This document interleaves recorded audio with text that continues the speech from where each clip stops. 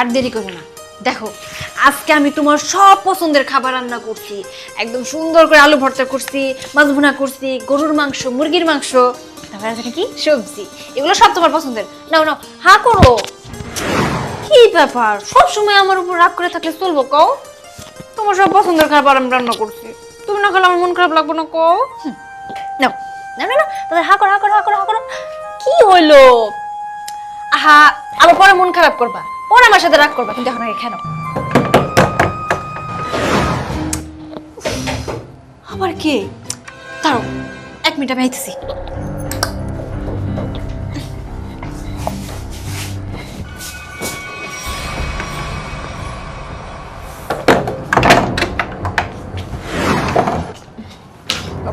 খবরদার, ঘরে আসার একদম চেষ্টা করবা না। কি চাই?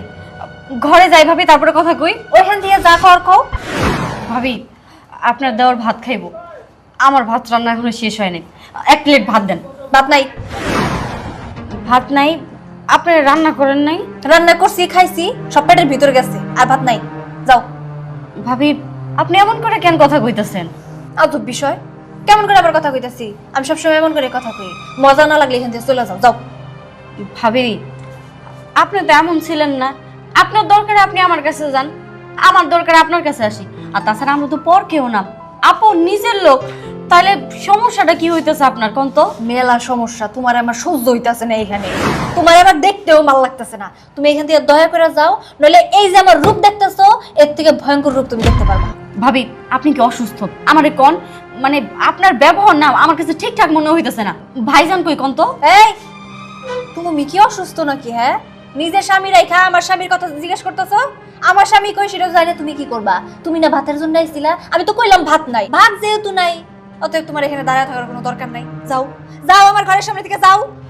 ভাবি, আপনারও কিন্তু কোনোদিন না কোনোদিন আমার দরকার পড়বো, আর এই ব্যবহারটা কিন্তু আমি সারা জীবন মনে রাখবো। আমিও মনে রাখবো, আল্লাহর রাস্তায় এখন যাও। ভাবি, কাজটা কিন্তু ঠিক করতেছ। এই তুমি যাও তো, যাও। এতক্ষণ ভালো করে কথা কইছি, কোনো কথা কানে জানে না। যাও যাও যাও যাও, যাও না কেন? নির্লজ্জ বাহাইয়া।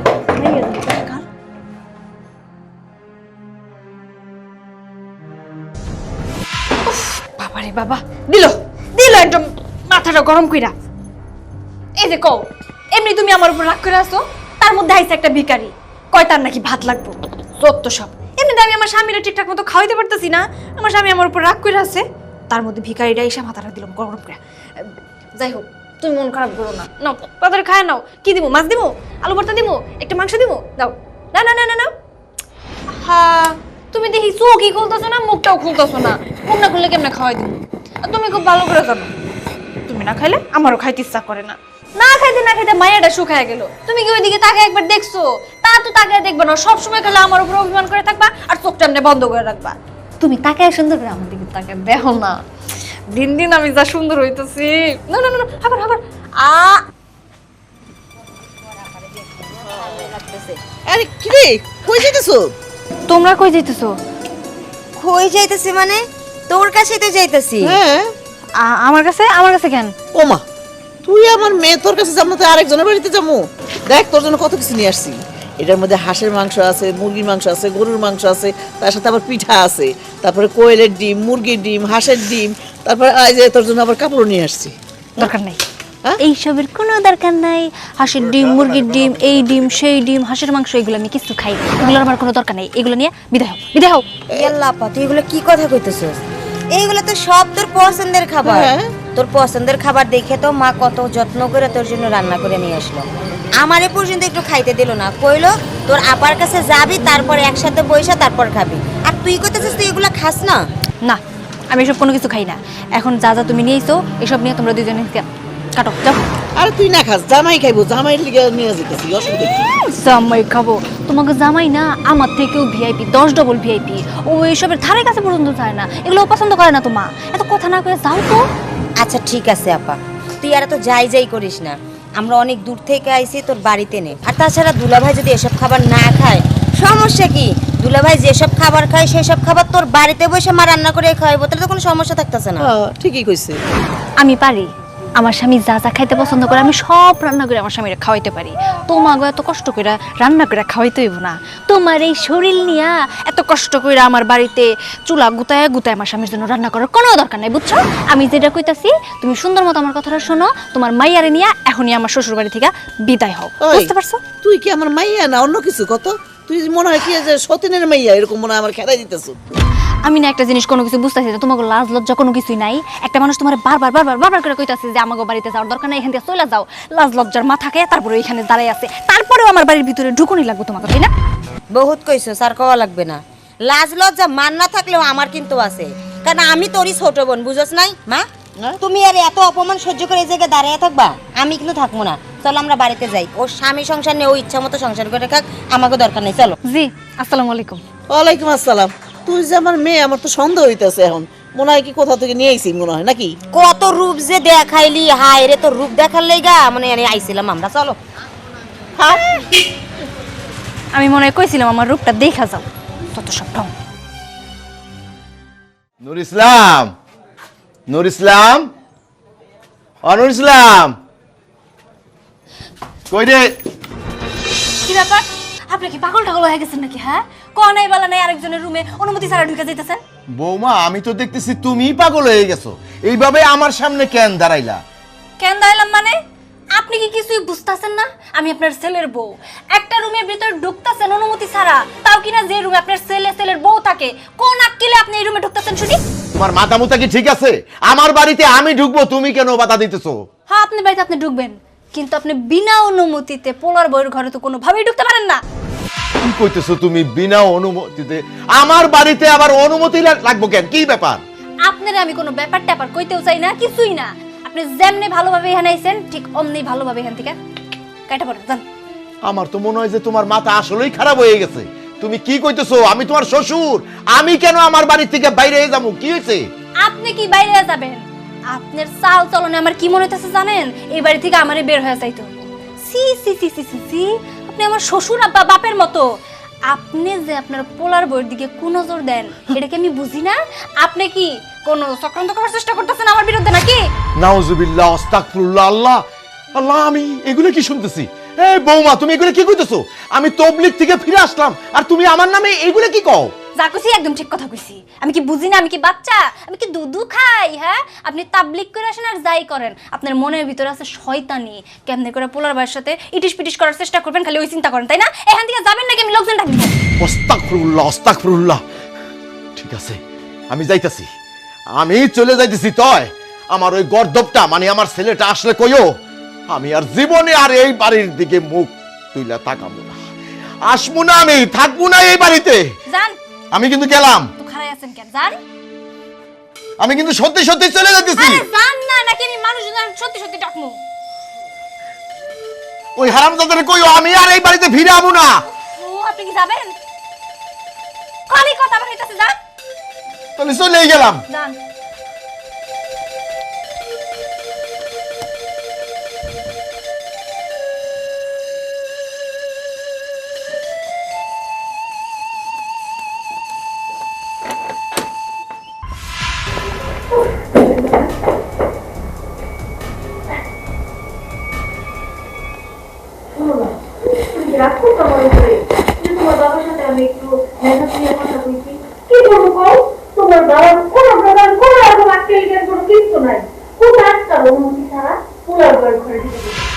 মাহফুজ, মাহফুজ, কে? আমি।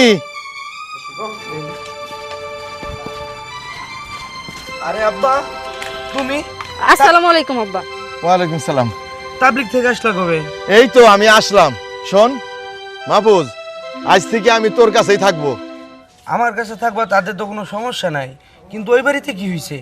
কি হইব না, কি হনের বাকি আছে? আমি তাবলীগ থেকে ফিরে আইছি, ঘরে ঢুকমু, হঠাৎ করে বৌমা আমার সামনে এসে কইতেছে এই বাড়িতে আপনি থাকতে পারবেন না, আপনি এই বাড়ি থেকে বাইরে হয়ে যান। আরে আমি তো অবাক হয়ে গেলাম, বৌমার কি মাথা মুথা খারাপ হয়ে গেল? নূর ইসলাম নূর ইসলাম কয়ে এত চিল্লাইলাম, কিন্তু আমার পোলাটা কোনো সাড়াই দিল না। আব্বা, আপনার সাথে খারাপ ব্যবহার করছে? কইেন না, ভাবির যে কি হইছে, আমি ভাবির সাথে একটু কথা কইতে গেছি, আমার না যা তাই কইলো, কই ওই বাড়ি থেকে পর্যন্ত বের করে দিল। আর কইলো আমি যাতে কোনোদিন ওই বাড়িতে না যাই। আব্বা কন্ত, আমি হইছি তার যা, আমরা দুইজন যদি মিলামিশা সংসার না করি তাহলে সংসারটা টিকবো কেমন কইরা? তুমি তো এই কথা কইতেছো, আর আমি তার শ্বশুর, আমার সাথে যা তা ব্যবহার করলো, মুখে যা না আসে তাই বললো। আচ্ছা, তোমাদের সাথে এরকম ব্যবহার করব না তো কার সাথে এরকম ব্যবহার করব? তোমার বড় ছেলের বউ হইতেছে রাজরানী, কারণ তোমার বড় পোলা তোমার বউরে রানী বানায় রাখছে, এজন্য সে কাউরে কোনো কিছু বলতে পারে না। তোমাদের গায়ে যে হাত তোলে নাই, এটাই তো তোমাদের সৌভাগ্য। তুমি আবার এইসব কি কইতাছো? ভাইজান কিন্তু মোটেও এমন মানুষ না। আর আব্বা জানেন, 2 দিন যাবত ভাইজানরা আমি দেখি না। ভাইজানরা কত জায়গায় খুঁজছি, তাও আমি পাই নাই। এইসব কথা যে কমো ওইরকম কোনো সুযোগই নাই। থাক, এইসব কথা আর আপনার বলতে হইব না। ওই যে আব্বা এতদিন পর তাবলিগ থেকে আসছে, ঘরে যায় তার খাবার দাবারের ব্যবস্থা করেন। দাঁড়ান। ঠিক আছে আব্বা, চলেন ভিতরে চলেন।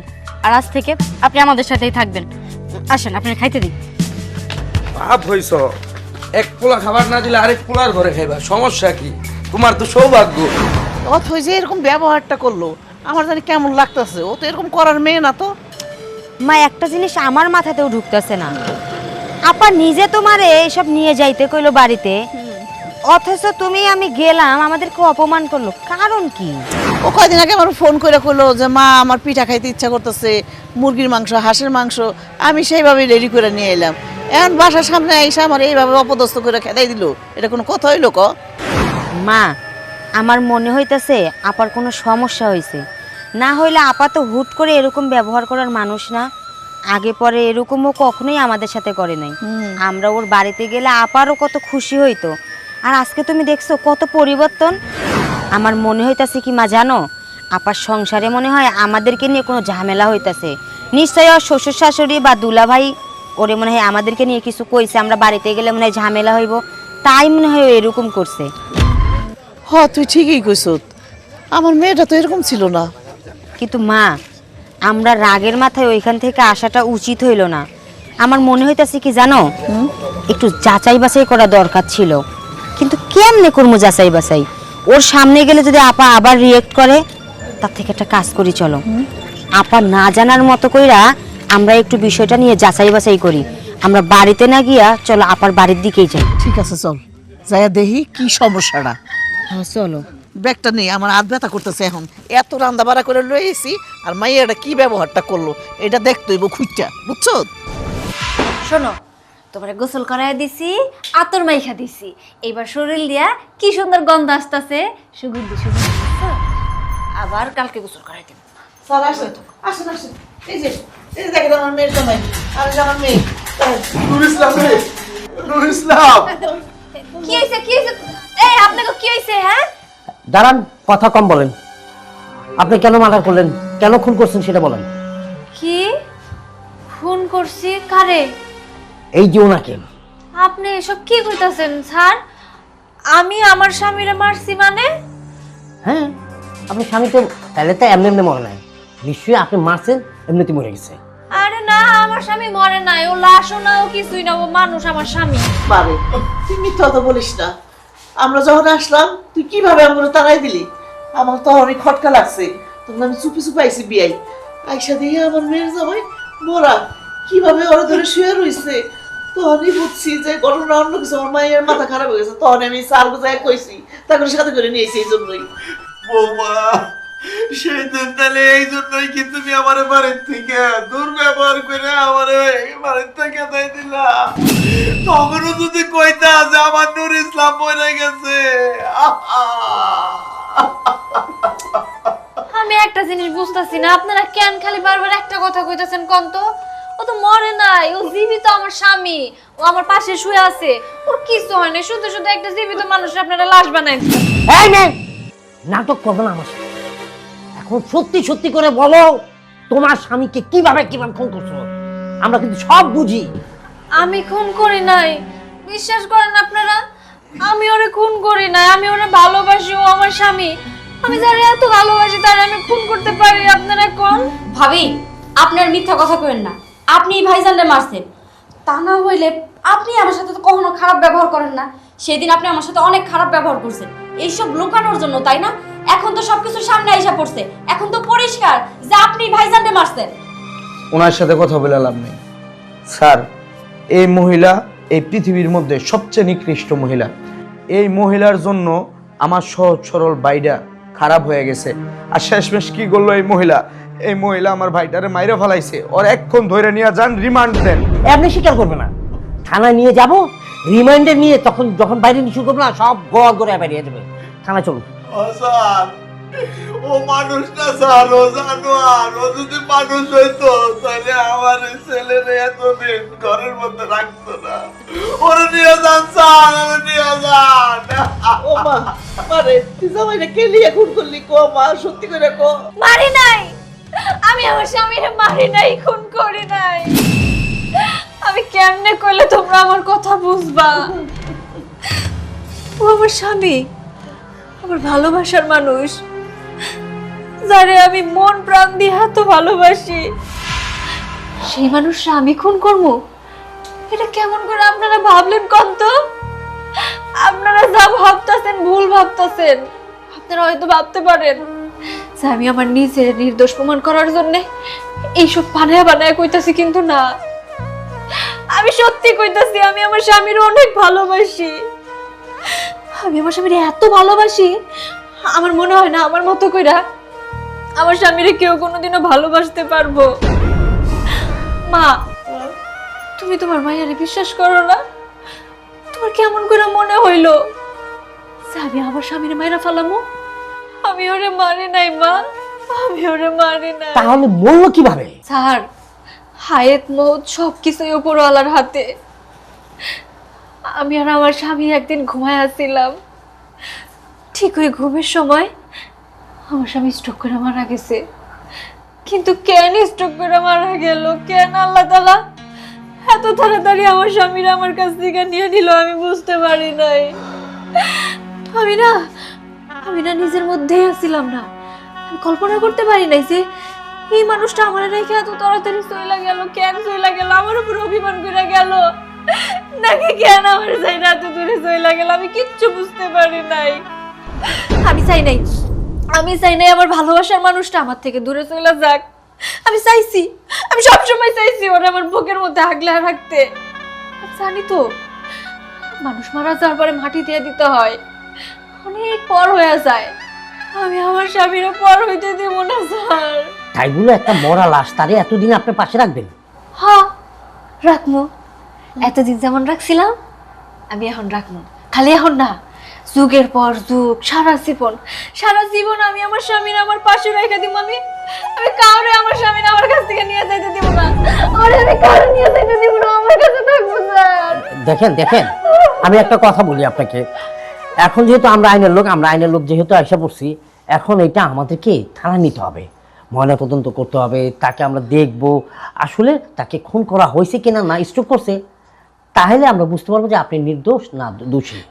স্যার, আমার একই কথা মনে হইতেছে। আমার মেয়ে শোকের জন্য একদম পাগল হয়ে গেছে, ও খুন করে না স্যার, বিশ্বাস করেন, আমারও তাই মনে হইতেছে। স্যার, হায়াত মৌত আল্লাহর হাত। এতক্ষণ তো বিশ্বাস করছিলাম বৌমা আমার পুনাটারে বাইরে ফেলাইছে, কিন্তু স্যার আমার বৌমার কথায় মিল পাইতেছি। ও আমার ছেলেরা খুব ভালোবাসতো স্যার, এই জন্য আমার পোলার মৃত্যুটাও মাইনে নিতে পারে নাই। ও পাগল হয়ে গেছে স্যার, আমার বৌমা আমার পোলারে খুন করে নাই। দেখেন, আমাদের আর এত কথা শোনার সময় নাই। নুরু, এক কাজ করুন, ওই লাশটা ময়নাতদন্তের জন্য নেওয়ার ব্যবস্থা করা, আর আপনি আমার সাথে চলুন। বৌমা চলো, আমরা সাথে আছি, অসুবিধা নাই, চলো। না না না, আমি আর কোথাও যাবো না, আমি যাবো না। চলো আমি যাবো না। বৌমা।